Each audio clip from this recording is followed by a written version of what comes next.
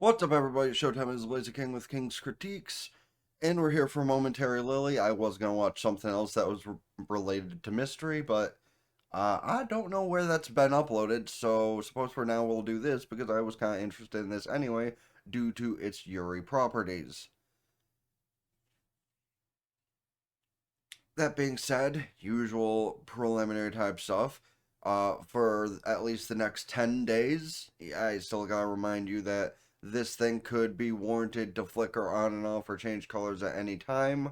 So I highly apologize for that, and I will do my best to edit it out if it does anything too crazy. Secondary, of course, it'd be highly appreciated if y'all could hit the like button, subscribe, and let the whole video run through if you're not going to have for conversations afterward. And quick little tidbit about what the summary of this says. Cute girls fighting robotic alien invaders and making food together. That is the general synopsis to what I'm going into with this show, so let's watch the intro for the first time and get to it. It's gonna be muted on the YouTube side, so I apologize for that, but that's how I do. Okay, but like, I kind of love where she's coming from with that thought process, honestly. The creeper, duh. Okay, I'm just gonna point out, it's a little ironic that she's talking about eye muscles while everybody knows where the eyes are going in this exact moment. It's kind of like intentional. Okay, no, really, it's as excessive as Zenless Zone Zero, which I don't mind, but it's kind of funny.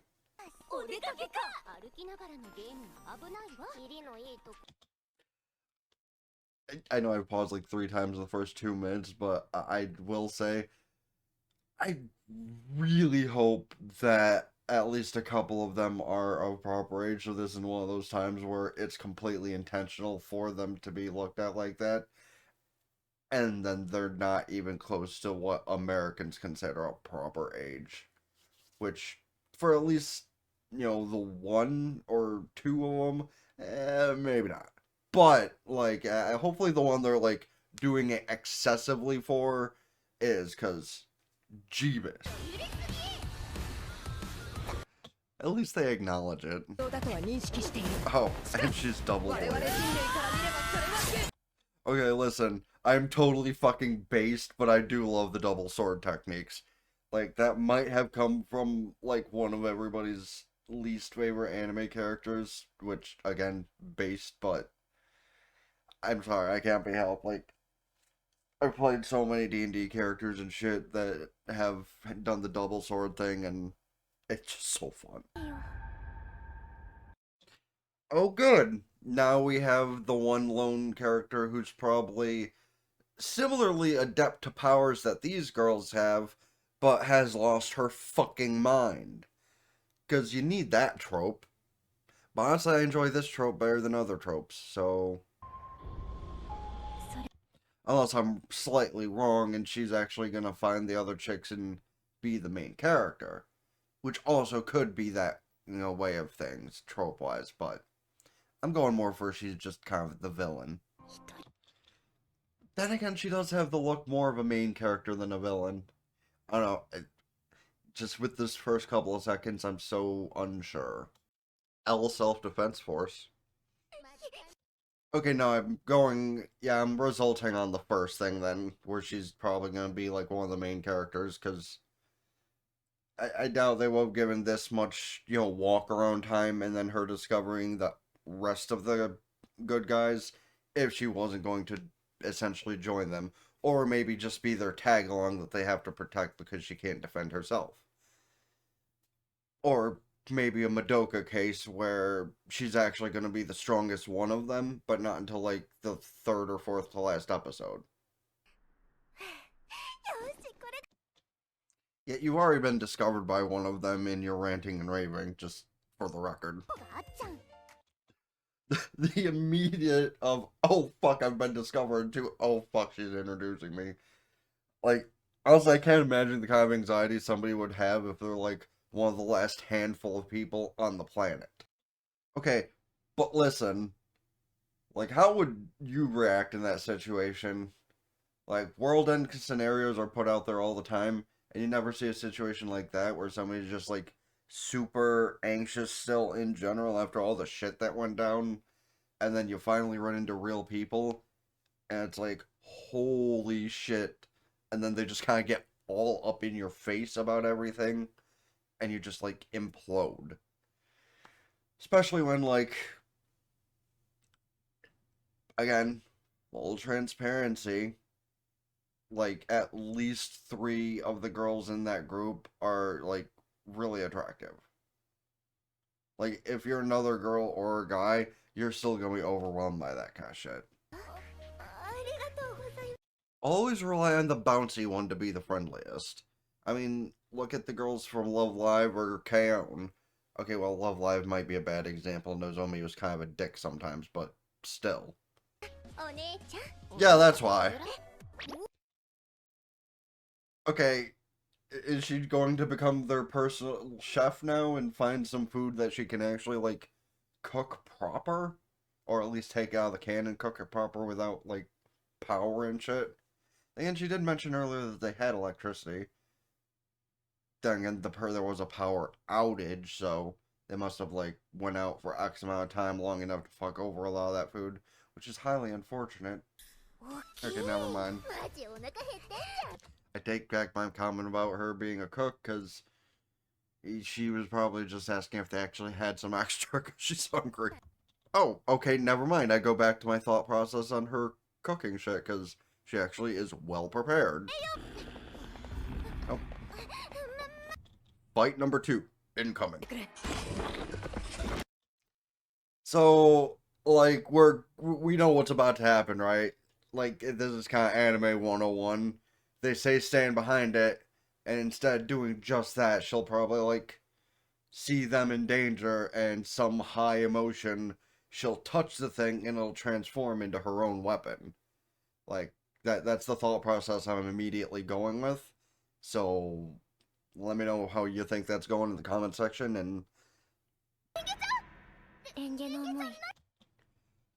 unless she already has her own shit going on and, like, well, she's been completely anxious about the situation to begin with, she already has access to something, which actually I wouldn't be surprised about.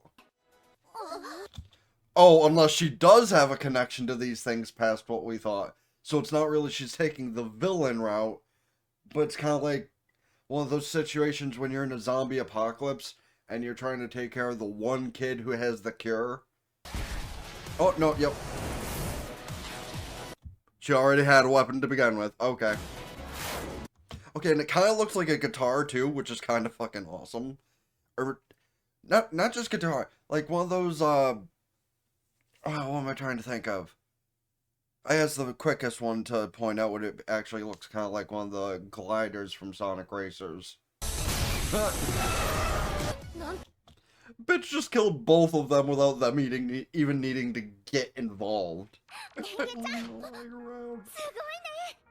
Okay, no, but if that's the case, then damn, bitch, your weapon's kind of more powerful than theirs, where they have to hold around those little keychains that turn into the weapon. Oh, we're going with that trope. Okay. I mean, that also kind of makes sense, I suppose.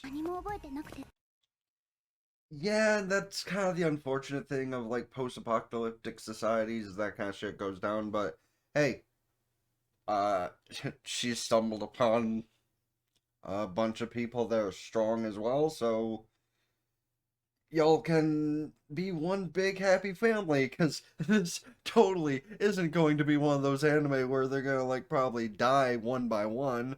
Totally not. You know, because they totally don't have the kind of motif of, like, a happy-go-lucky group of girls that, like, meet up and then, you know, go on adventures and kill these alien species, and then by episode, like, 3 at most, one of them suffers some unfortunate fate.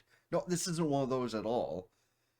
This is hopefully not foreshadowing, because I'm staring at a couple of characters from the exact kind of anime I'm referring to, and y'all know what I'm referring to.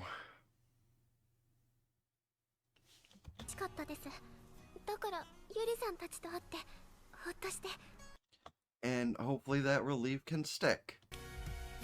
Oh, it's Yuri, alright. See, even she's foreshadowing. Like, it's crazy when even the character of the show foreshadows it herself. Yeah, that's probably just an episode preview.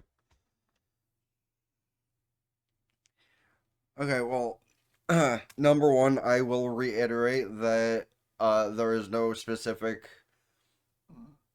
mention to the age of these girls, so my pointing out of the bounciness of the one girl, you can't really blame me on because that shit is as intentional as it is in a Hoyo game. Okay, oh, Chinese gotcha game in general, because Kuro is guilty of it too, because have you played Wuthering Waves? Like, have you seen some of those girls walking around and just gravity taking effect without it needing to? So yeah, I'm getting that one out there in general just because of the big sis. That said, regardless of the looks factor to these girls and the Yuri potential, the community will probably put it under, even if it's not supposed to be a Yuri show. You know the subtext is there because that is definitely one of those things about this show. But it's definitely one of those shows that I'm gonna absolutely love. So I'm glad that I decided to check this out because I couldn't find the other thing. But if you can find Tasakaro Hotel, let me know in the comment section because if it's on an official source, I would like to watch it on an official source to, watch it here. But I'm not mad that I watched this instead, and if this is the show that I watch on Fridays instead, works for me because apparently Dima's on a break, so this is going to take over Fridays for a while if I don't find the other show. And if I do find the other show, I don't know, maybe I'll double up or slip it somewhere else later in the week. We'll see. What I do have to say is this show was pretty damn good, really. It has a mix of a lot of kind of different shows that we've seen in the past that are very enjoyable. Your general post-apocalyptic kind of shit, your alien invaders that come from shows like, Chain Soldier or uh, Neon Genesis or, something like that. But in the case of, like, I don't